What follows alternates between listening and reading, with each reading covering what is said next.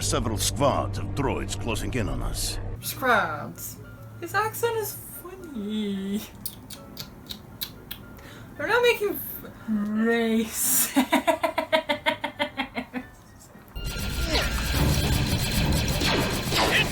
Thanks for telling us. We hadn't noticed. We wouldn't have known otherwise. What kind of a jump was that? That's, if I don't make this jump, I'm going to land in lava jump. Okay. If only Link jumped like that in Twilight Princess. Ugh. So annoying. I hated Like, that dungeon. Jump, Like you had to Jump. line it up perfectly, and then like you'd get them all set up, and then you'd get ready to jump.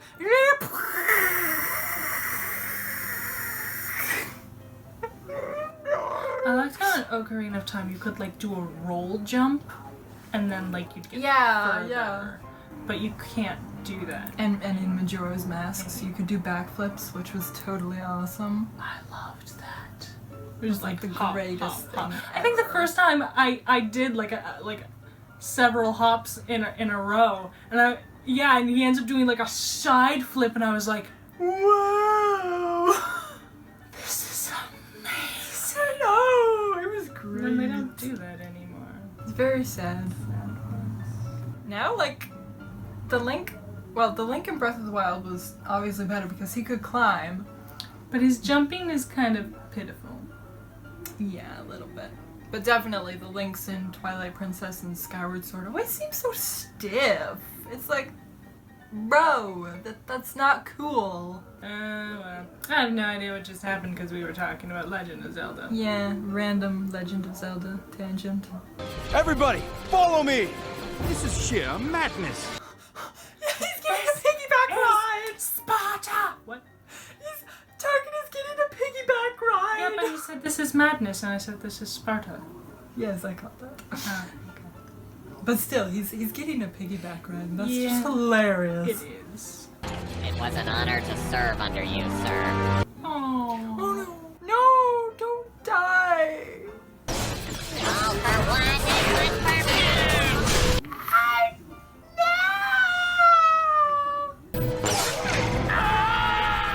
Oh dear. Nope. This is not shown. okay. I love how they make the bodies disappear. Oh no, they're right there. Holy moly. Wow. Nice shot. Wait, Did Clone Trooper actually hit something? wow. What is this? Bring out the Anubis! Are these like the Star Wars version of Hellhounds? They're literally called Anubis, which sounds a lot like Anubis. Oh look, lava! Who wants to go swimming?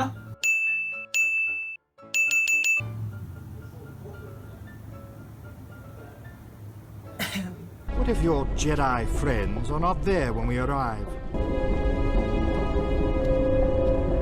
Oh, stop! Why did Master Peel have to share half the intel with that guy? It's like he's not even grateful we rescued him. Oh my god. Speaking of Someone throw her ungrateful. in the lava, please. Boop. Oh my bad.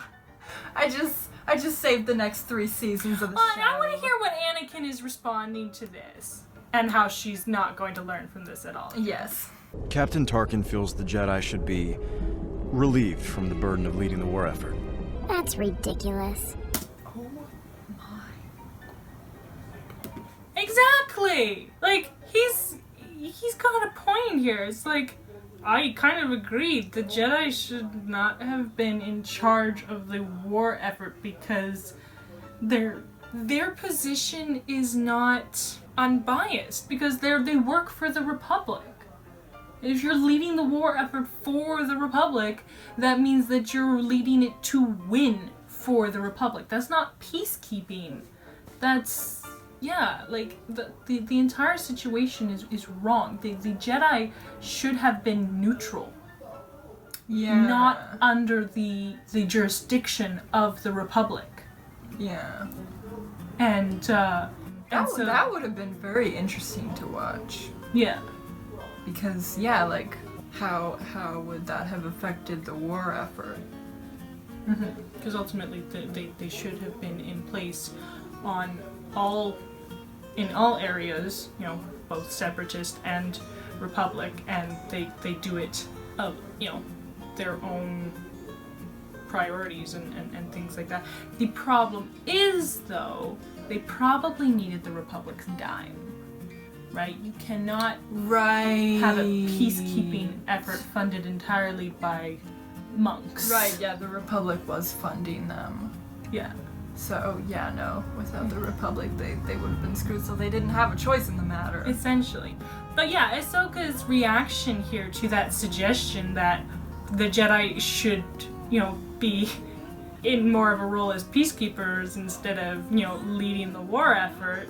She doesn't care about peacekeeping. She No. craves violence.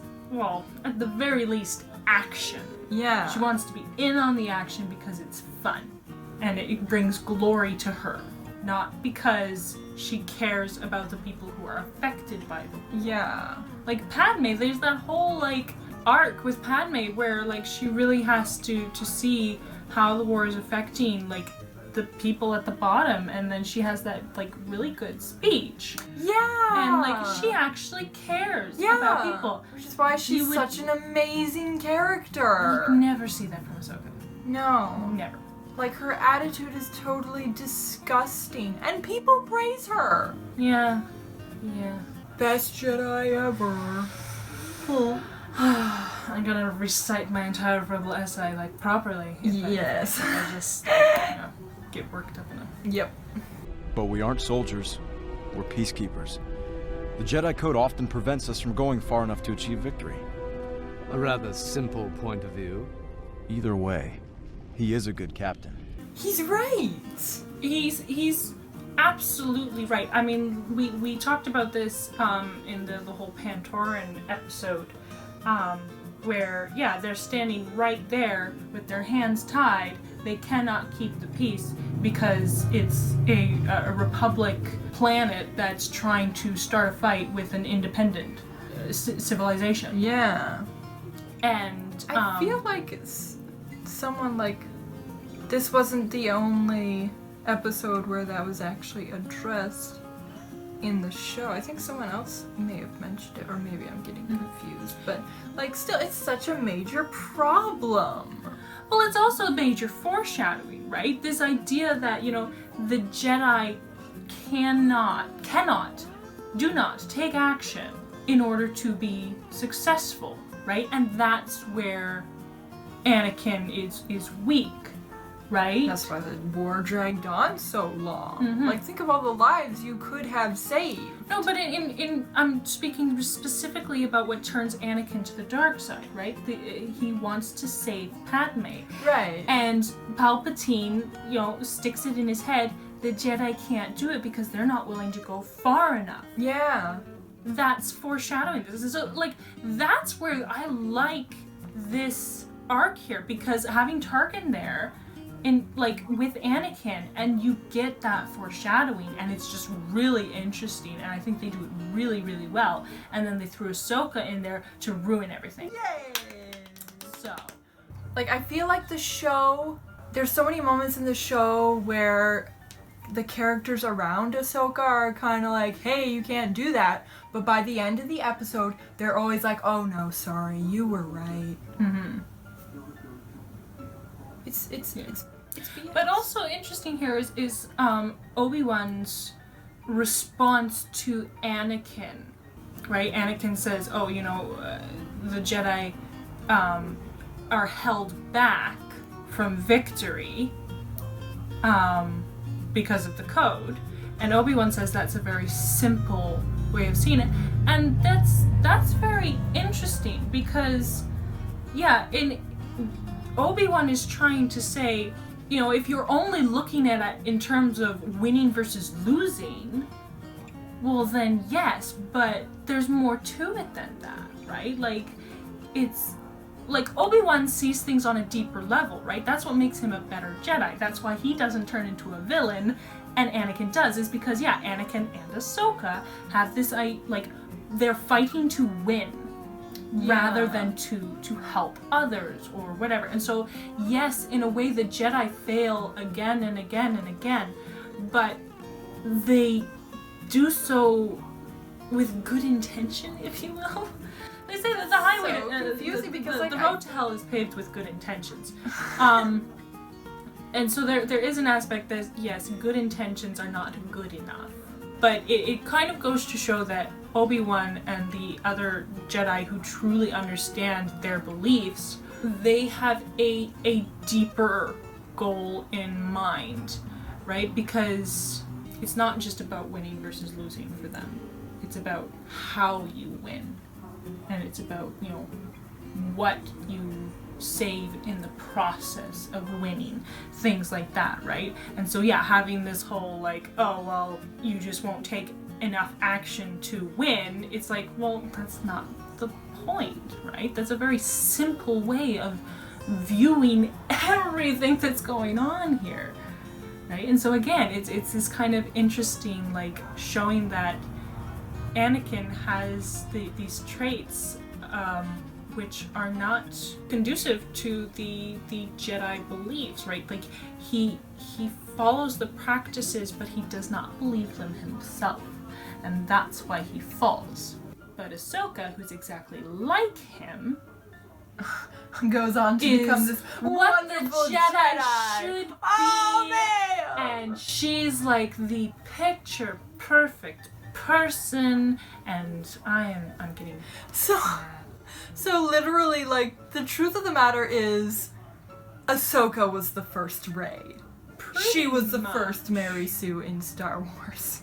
Absolutely. But yeah, I feel like the biggest thing is, yeah, like I said in my verbal essay, Ahsoka should have turned into a villain. Ahsoka is a villain. Yes. She is Anakin, but they just don't have her turn to the dark side because, yeah, she's a Mary Sue.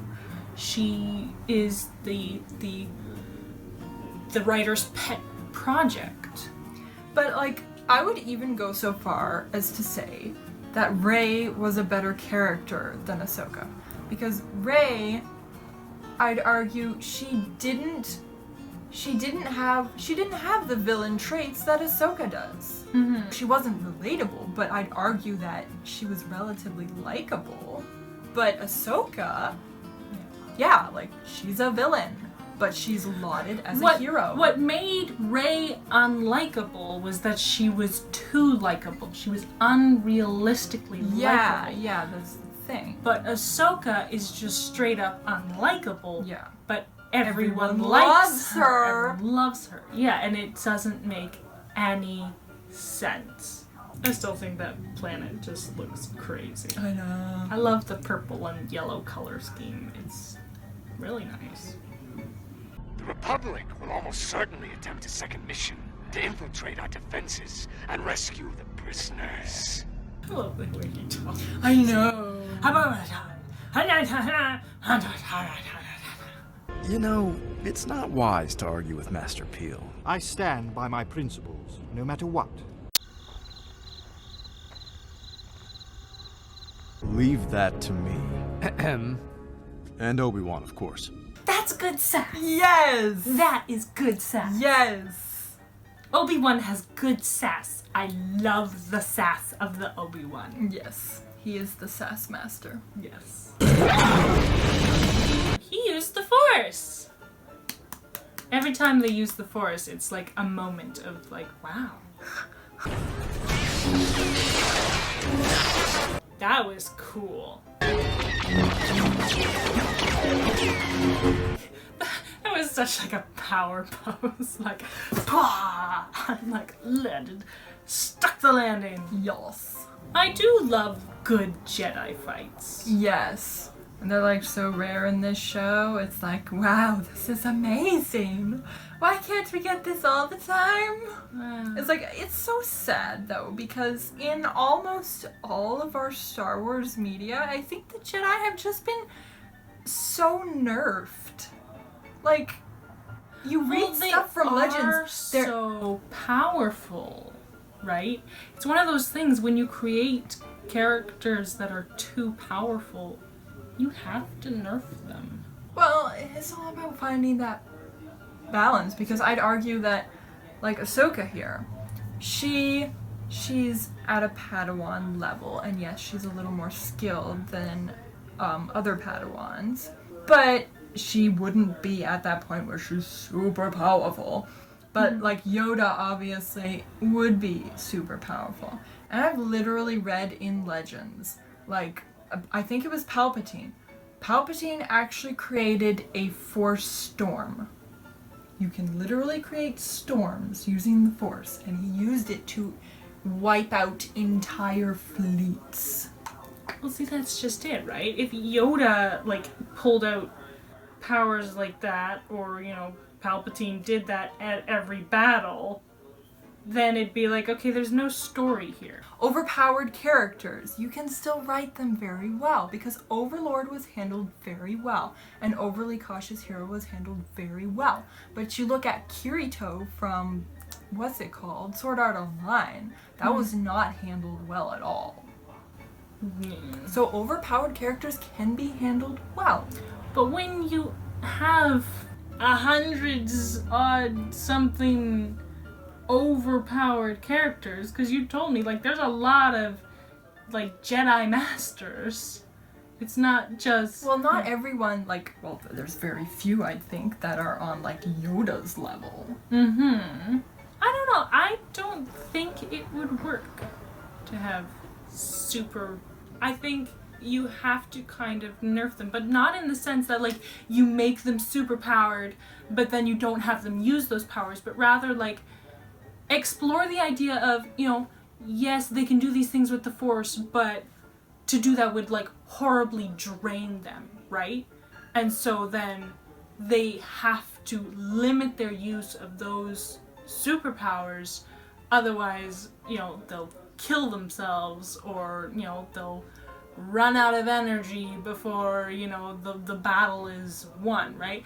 And so that's where you nerf them, but you give them this great power, but it comes at this great cost. And so then, if and when they use it, it's done better. I think they did do that in the comics or Legends or whatever, because I actually read a story about Vader actually had a Padawan called Starkiller. He put him, and this was just a kid, keep in mind, he put him through the most brutal training. He literally, like, broke the kid's bones and then forced him to fight Vader one-on-one. And, like, you just push him to the extreme. And this kid actually developed this incredibly rare Force ability, where you can, like, concentrate the Force and kind of use it to create an explosion. But it takes so much energy, it just completely drains you. And then another one I read about, another Force ability, was Dark Sight. So you literally channel the dark side through your body. So if you look at someone, you can kill them. If looks could kill. Dooku would master that one. Dooku! He's secretly a master. He just keeps himself in check. I love you, R2.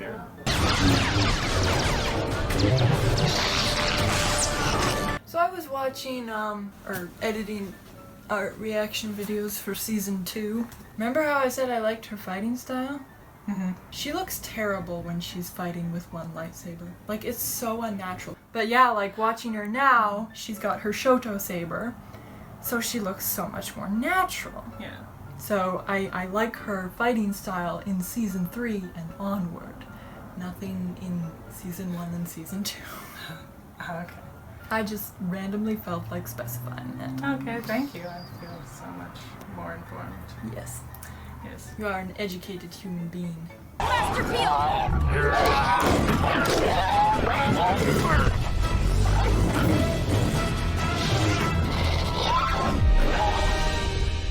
The information to deliver it back to the Council. So I think the first time we were watching this, we were talking about how, again, this is a moment where the writers bootlegged her into this moment to be a hero. Yes.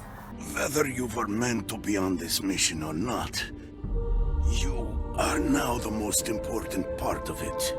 Yeah, this line right here. Yeah. I think the most painful thing is that Ahsoka could have been a very good character. She could have been. So could Rey. So could so many others. Yeah. Like, the list would be...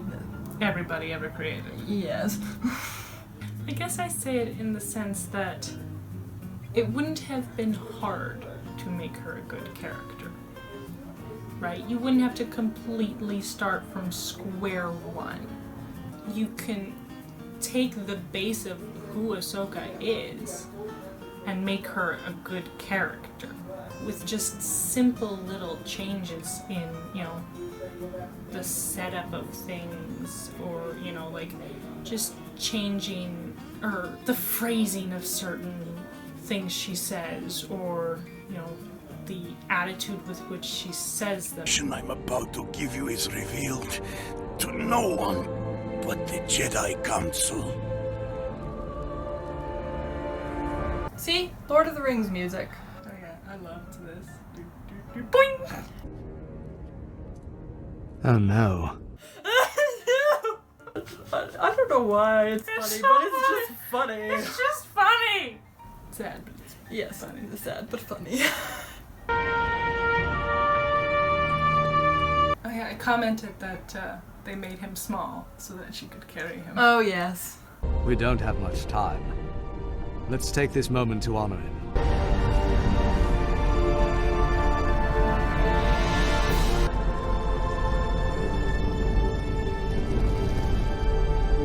Oh yes, here's the Gollum / Boromir death. Rolled into one. Well, it's not Boromir's death, it's Boromir's funeral. Yes. Yeah. And he floats off. This is a well done scene. The music, the tone, it is well done. And they're ripping off Lord of the Rings. And they're ripping off Lord of the Rings. I guess the only thing that bothers me about this scene is how they preface it with we don't have much time, and then they spend 2 minutes, you know, doing that. Like, I wish he had just said, let's take this moment, and then get back to it. Like, just take out that one sentence where we don't have much time. It's like, okay, the audience already knows that. And it's like you're just trying to cover up. It's kind of like when, you know, you have those moments where the characters are like talking about their relationship and you're like, really? You don't have time for this, right? Like, they're trying to cover over, like, so that the audience isn't like, oh, you don't have time for this, right? They preface it by having Obi-Wan say, we don't have time for this. But, right, like, but I wish they hadn't done that and just said, you know, we're going to take this moment and then we're going to go. Like, we know we don't have much time. We don't have to speak it. Bro, his foot was like so close to going in love. There's like, oh my goodness, like, pull yourself up, man. It's like going across the monkey bars and pretending that the ground is lava. Ground is lava! I don't know if it'd be harder to go across on monkey bars or that tiny little wire. Definitely that tiny little wire, but I mean, like, you work with what you got. I guess my thought process is, why didn't they put the 2 wires like closer together, and then you have 2 wires to kind of like do this rather than like this, and you're balancing on a single wire. I can understand the clones and Tarkin going by wire. Why didn't the Jedi just like jump or use the Force to hover the people across? That would have been faster, yeah. Yeah, way faster. But they don't use the Force in this show. This is true. Oh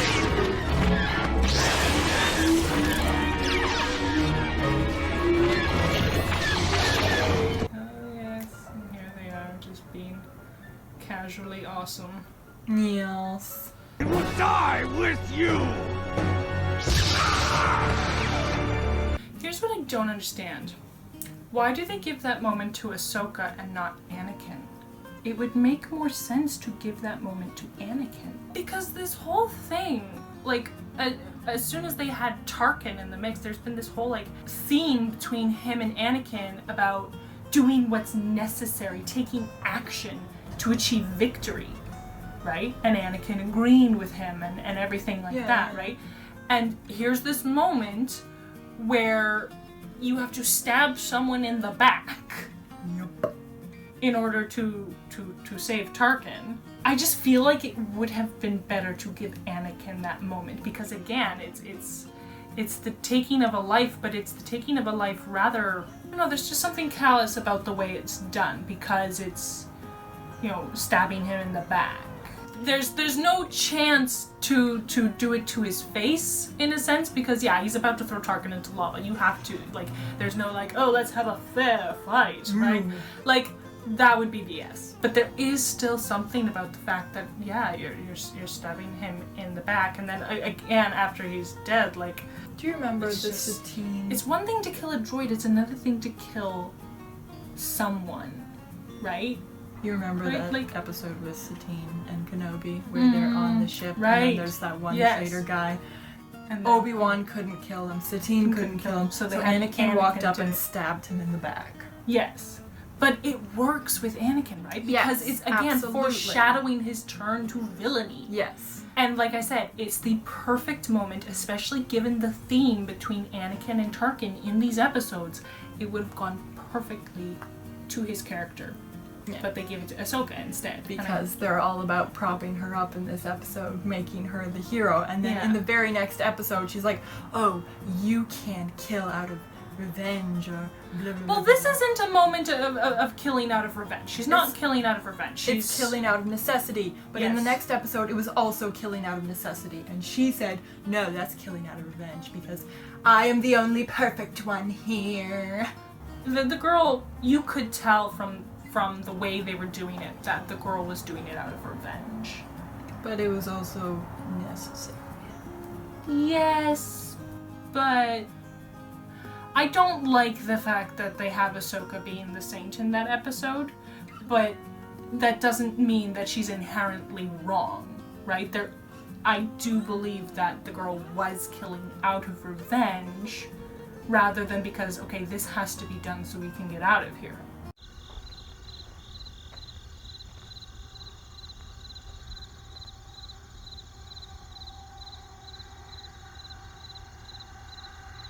It's the fact that Ahsoka just takes a life so blasé, right? She does it, moves on. And in a sense, that kind of works. I mean, like we've already mentioned, she's grown up in a war, and they're the enemy, so it kind of works, but it's just, I don't know. Did you assign Ahsoka to the mission? It appears I did. And then he lies to cover for her. I don't like that. Really, I think Plo Koon, Anakin, and Obi-Wan are the characters that suffer the most because of Ahsoka. Yeah. If we aren't willing to do what it takes to win, we risk losing everything we try to protect. Unfortunately, war tends to distort our point of view.